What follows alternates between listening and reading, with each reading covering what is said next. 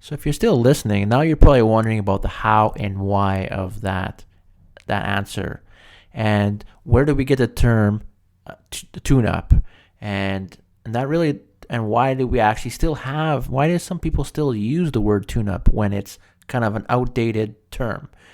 Well, we have to kind of go back to kind of how the car evolved over time. So, and how the technology changed. So we're gonna go back to about the 70s and 80s. For some of you, you were just a kid. For some of you, you're not even born. So the cars in the 70s and 80s, and so a lot of times if you're going to classic car shows, they'll still be, the classic cars like the Pontiac GTO, old 70s Mustangs, and they're absolutely just beautiful, wonderful muscle cars. And so in those cases, what you'll have as well, I'll highlight a couple of things. One, so we'll highlight the fact that those old vehicles, they had what we call a distributor. And a distributor, so they had distributor cap, plugs, wires, and spark plugs. And so you talk to anybody who actually does kind of dealing with classic cars or back in the day, that's what would be part of a tune-up. You would do a part of a tune-up would be plugs, wires, a cap, and a rotor. And so the distributor cap would be mounted to the engine. So you would have a shaft, and after that shaft would go down to the camshaft. And the camshaft, of course, is connected in time with the crankshaft.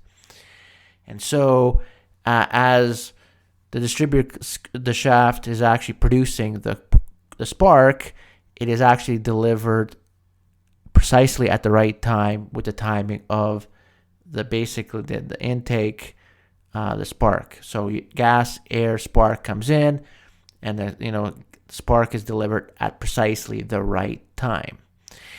Now, when I say right time, for that time period, but a lot of times, a vehicle needed to have a tune-up. And what I mean by a tune-up is the fact that a lot of times distributors were what we call vacuum operated, or vacuum or mechanically operated.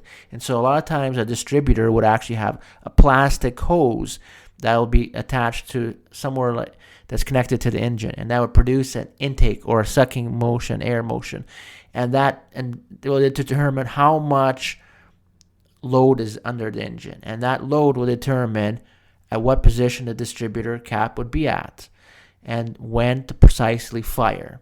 Now, if this sounds like very mechanical and vacuum operated, that there could be possibly problems, yes, it is able to break down over time. And so these parts had to be on a somewhat regular basis, had to be replaced. And when you did that, you actually had to make adjustments for timing. So we have that, and also the fact that the vehicles had carburetors.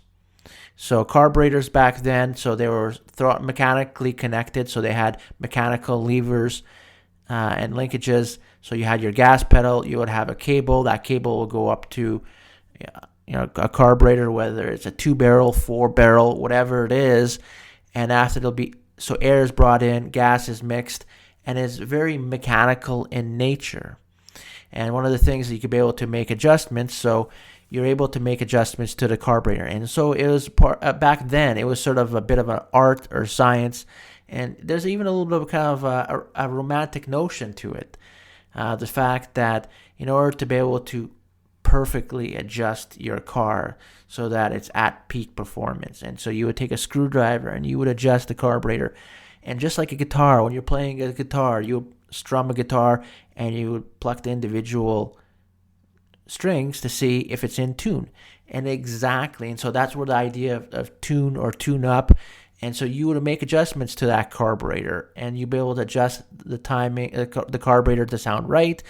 And then you would make an adjustment to this distributor cap as well. So you'd be able to be a bolt on the side, you would make adjustments, and you would hook up what we call a timing light gun, and you would shoot it down towards where the crankshaft pulley would be, and there's little markers, and you would adjust it based on how the car was running. And so idea just like a guitar, plunk plunk plunk plunk plunk, And after you would make it, you would adjust it pretty much by ear. And if you were really, really good, the engine would actually sound amazing. And so that was, okay, so how about modern vehicles? Well, we have to kind of start off in the 70s. And so in the 70s, if you take a look, whether you actually remember those times or you have to take a look in the history books, the 70s actually there was an economic crisis. Oil prices were in flux. Gas was very, very expensive. And at the time, there was a growing concern about environment. And so car companies were forced to actually deal with these kind of new concerns, climate and fuel economy. And so how were they able to actually deal with this? Well, for the first time, they started to introduce computers. And so you take a look early computers, a lot of times you'll hear the term OBD1. So it's onboard diagnostic first generation. And there was a whole bunch of computers in a car, very, very crude at the time, advanced for the time, but crude by now, by current standards. And it was there to actually help measure emissions and, to a lesser degree, fuel. And so now that the fact that around 85, early 90s, that happened, that had a huge impact on the evolution of a car. And you could totally see the path of how modern cars have basically come out of that era. And so one of the things that changed, now that we have computers on board, another important change happened to vehicles of that time period, EFI. So if you take a look on an engine, you see EFI. EFI stands for electronic fuel injection. And that means that they had what they call fuel rails and attached to injectors. And so instead of having an old mechanical pump, now you actually had a fuel rail. You had these injectors, which were like squirt guns, injected into the engine. And so a signal will come from the computer. It would actually tell when the injectors to open and close. And this was far, far more precise than the mechanical pumps of that time period.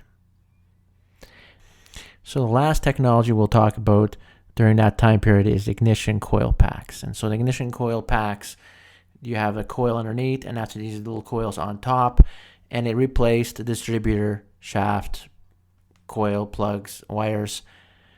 And the modern vehicles, the biggest factor is the fact that now, compared to the old vehicles with a distributor shaft, plugs, wires, carburetor, and all that, it was no longer in the hands of the technician or an ordinary Joe who was kind of the weekend warrior in the backyard.